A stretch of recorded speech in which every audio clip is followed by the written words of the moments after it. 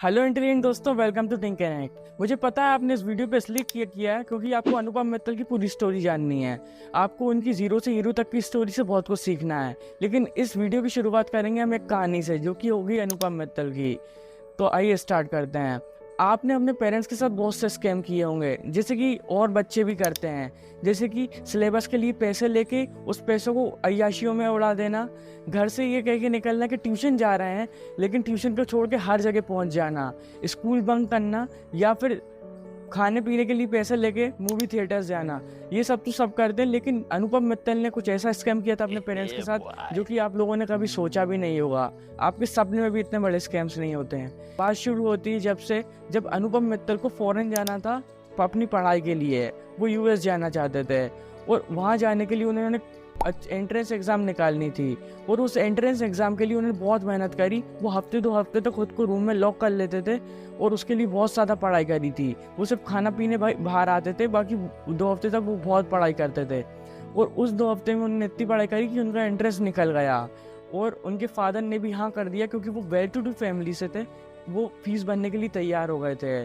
और जैसे ही अनुपम अमेरिका पूछते हैं, वो अपने फादर से कहते हैं कि आप मेरी ट्यूशन फी भिजवा दीजिए। लेकिन होता ये है कि उनको स्कॉलरशिप मिल जाती है और वो ये बात घर पे नहीं बताते हैं। तो वो स्कॉलरशिप से तो अपनी फ़ीस का कर लेते हैं, लेकिन जो घर से पैसे आए होते हैं ट्यूशन फीस के लिए, वो उससे उस टाइम की फेटेस्ट और फास्टेस्ट कार खरीदते हैं जो कि होती है मित्सुबिशी 3000 GT VR4। वो उस कार से डेली कॉलेज जाया करते हैं। और जैसे कि होता है कि बच्चों के पास उस टाइम पे सिर्फ खाने पीने के ही पैसे होते हैं और उस टाइम पे ये अपनी कार से आते थे तो बच्चे सोचते थे कि कौन आ गया है। तो ये कहानी कहती हूँ अब मित्तल की। और वो अब इस कहानी से आपको इंटरेस्ट आ रहा है इनकी पूरी जर्नी में, इसलिए मैंने कहानी डाली है। और हाँ, ऑडियंस रिटेंशन भी चाहिए होता है शुरू के 30 सेकेंड्स में। तो अब आते हैं उस चीज़ पे जिसके लिए आपने इस वीडियो पे क्लिक किया है, जो कि इनकी पूरी स्टोरी। तो अब शुरू करते हैं इनकी स्टोरी। तो अनुपम का जन्म होता है 23 दिसंबर 1971 को एक मारवाड़ी फैमिली में महाराष्ट्र में। इनके फादर एक वेल टू डू फैमिली से होते जैसे मैंने आपको बताया, और उनका एक टेक्सटाइल मैन्युफैक्चरिंग का बिजनेस होता है। और इनकी माँ एक हाउसवाइफ होती हैं जो कि बहुत डिटरमाइंड थी, ऐसा अनुपम मित्तल बताते हैं। ये बचपन में तो एक बहुत ही आइडियल सन थे अपनी माँ के।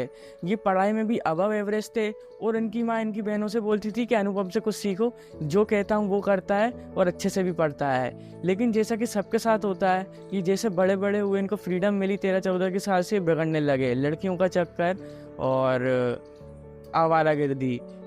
लेकिन जब ये छोटे थे तब इन्होंने बहुत अच्छे काम किए। जैसे इन्हें एक सोसाइटी में क्लब हाउस बनवाया था क्योंकि गेम खेलने के लिए कुछ भी नहीं था। तो इन्हें सारे सोसाइटी के लोगों से 300-400 इकट्ठे रुपए करके इन्होंने कैरम और चेस, टेबल टेनिस ऐसी चीज़ें शुरू करी थी अपने क्लब हाउस में।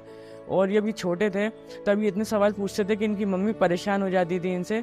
और लेकिन जैसे ही बड़े होते तो इनकी अय्याशियाँ चालू हो जाती हैं और बड़े होकर ये कॉलेज में एडमिशन लेते हैं, जैन कॉलेज में, जहाँ पे अटेंडेंस का कोई चक्कर नहीं होता है।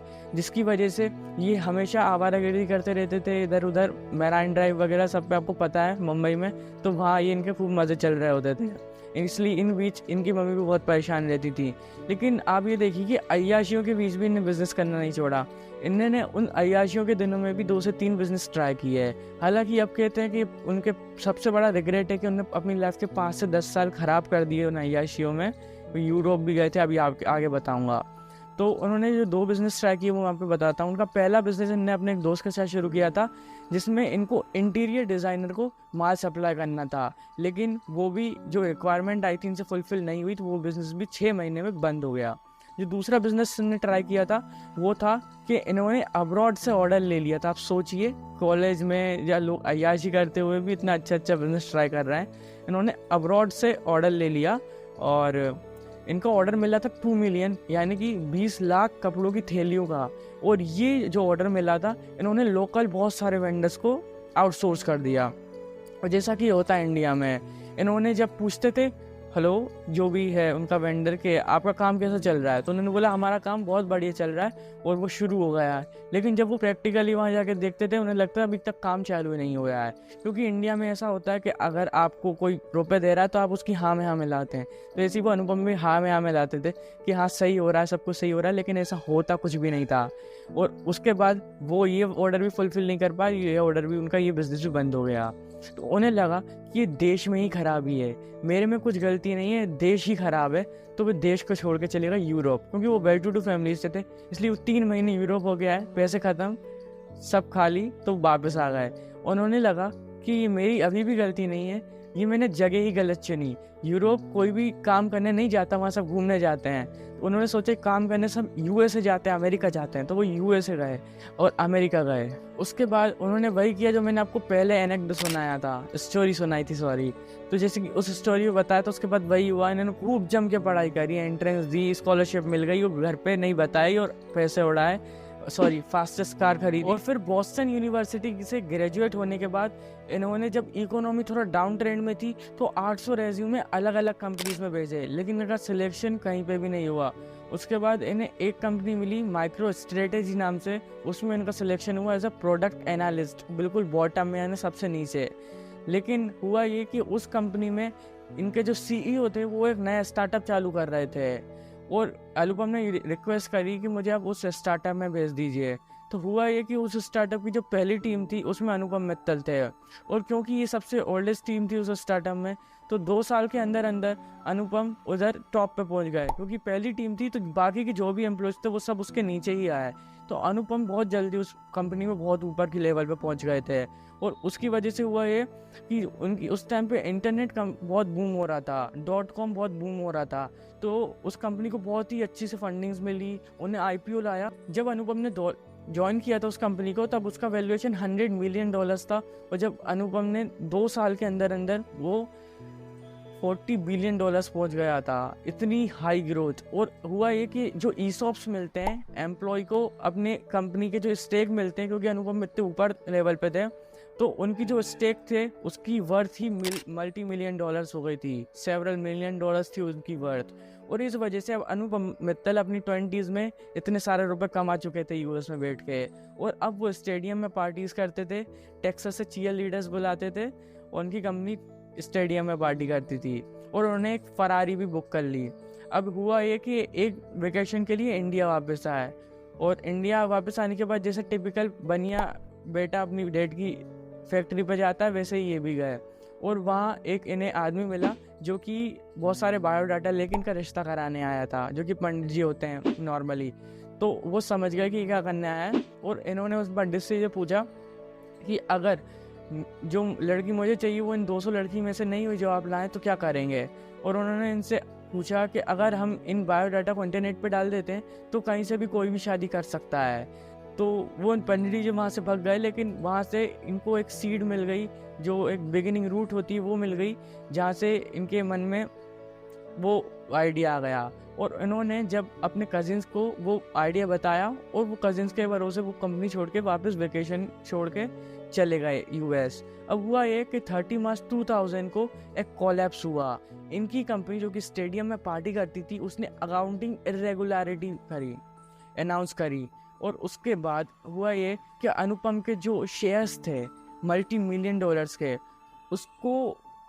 उसके जो मार्जिन होता है, मतलब आप शेयर्स जो रहते हैं उसको लोन पे लेके एज अ कोलेट्रल यूज़ करके उसके बदले में लोन ले सकते हैं। अनुपम ने लोन लिया था और उसको उन्होंने दूसरी कंपनीज में इन्वेस्ट किया था।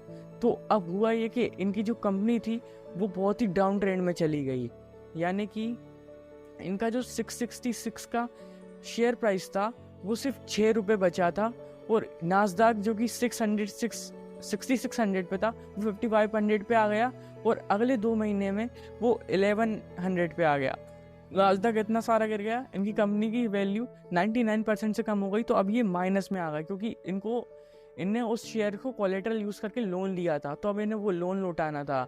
और फिर इन्होंने अपनी मित्सुबिशी बेच के, और जो फरारी ऑर्डर करी थी उसका डिपॉजिट भी उनको चला गया, उसको भी कैंसिल करना पड़ा, वो सब बेच के इन्होंने अपना लोन चुकाया। और उसके बाद इनके पास 2 ऑप्शंस थे, इनके पास कुछ जॉब ऑफर्स थे, या तो वो उन जॉब्स को ज्वाइन कर लेते, या फिर दूसरा ऑप्शन था इनके कजिन्स ने जो वहाँ इंडिया में सगाई.com की शुरुआत कर दी थी, जहाँ पे थोड़ा बहुत ट्रैक्शन मिलने लगा था, जो कि NRI इंडियंस से था, वहाँ चले जाए। तो उन्होंने चूज़ किया कि ये हमारा खुद का बनाया हुआ धंधा, इस पर थोड़ा टाइम देते हैं, हो सकता है चल जाए। तो ये वापस इंडिया आ गए, और इन्होंने शादी.com पे ही अपना फोकस किया। उस टाइम पे इंडिया में तो इंटरनेट था नहीं, तो इन्होंने अमेरिका में अपने बिज़नेस को एक्सपांड करने का सोचा, क्योंकि वहाँ से ही ज़्यादा आ रहे थे इनके कस्टमर्स न्यूयॉर्क लंदन से। तो उन्होंने एक्सपांड करने के लिए वेंचर कैपिटलिस्ट से फंड उठाने का सोचा और इन्होंने 2007 में पहला अपना कैपिटल उठाई फर्स्ट राउंड में, जो उससे उन्होंने बहुत अच्छा काम किया। और दूसरे राउंड में 2008 में इन्होंने एक और टर्म शीट साइन करी। लेकिन अब हुआ ये कि उस टर्म शीट साइन करने के बाद, जब टर्म शीट साइन हो जाती तो एक लीगल चीज़ हो जाती कि अब आपका पैसा आएगा। लेकिन हुआ ये कि इन्होंने अपने खर्चे बढ़ा दिए टर्म शीट साइन होने के बाद, और अपने खर्चे इतने बढ़ा दिए, एक्सपांड करने लगे।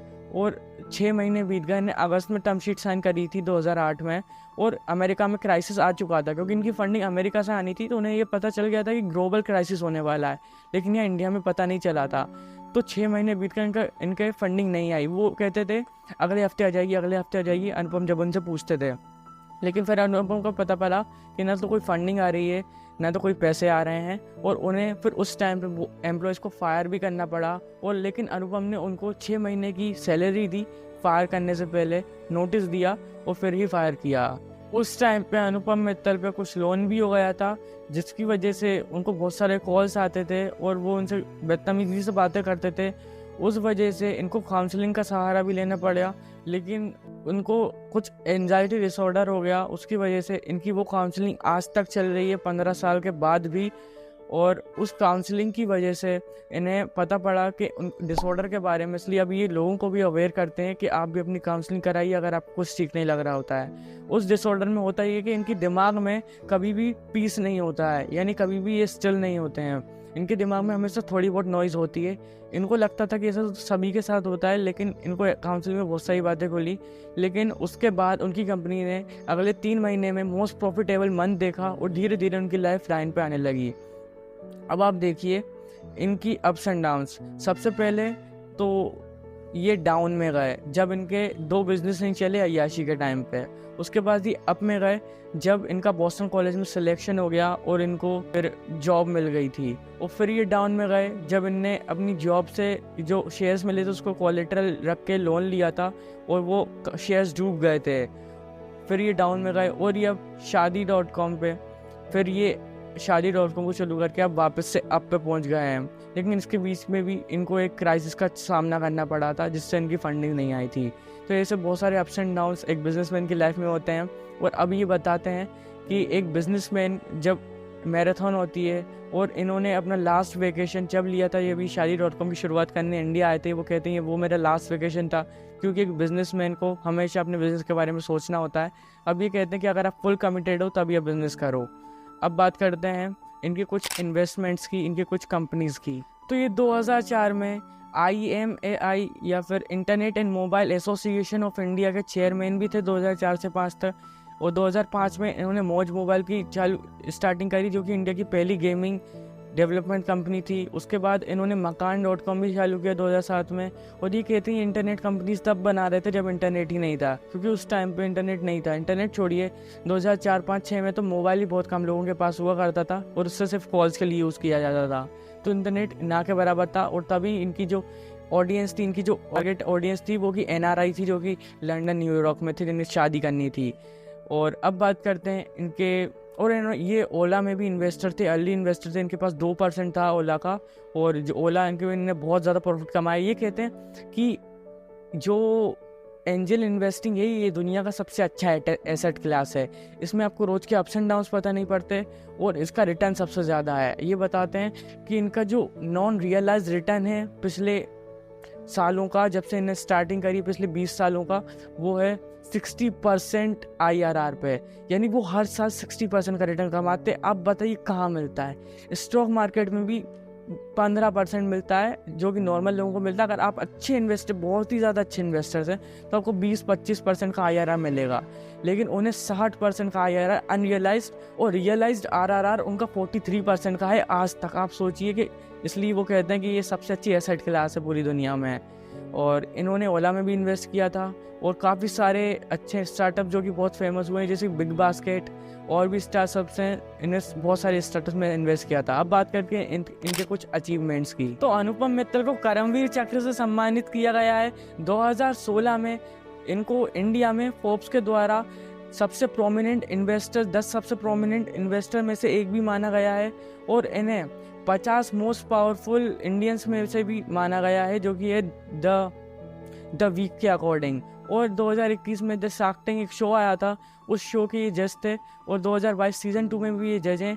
सीज़न 1 में इन्हें 5.4 करोड़ डाल के मल्टीपल कंपनीज में स्टेक लिया था और ये अकेलौते ऐसे शार्क है जो कि सारे एपिसोड्स में आपको मिल जाएंगे। उम्मीद है आपको इनकी कहानी अच्छी लगी होगी। इनकी कहानी के बहुत सारे अप्स एंड डाउन्स है जिसमें मैं लेसन्स निकाल के आपको सिखा सकता हूँ, अगर आप चाहें तो उस पर वीडियो बना सकता हूँ। और ऐसी लेसन्स मैंने ईशान शर्मा के ऊपर भी बनाया, अगर आप ईशान शर्मा को जानते हो तो रणवीर अलाहाबादिया पे भी बनाया, उनकी प्लेलिस्ट आपको आई बटन में मिल जाएगी और ईशान शर्मा का वीडियो आपको यहाँ मिल जाएगा, ज़रूर देखिएगा। Thank you.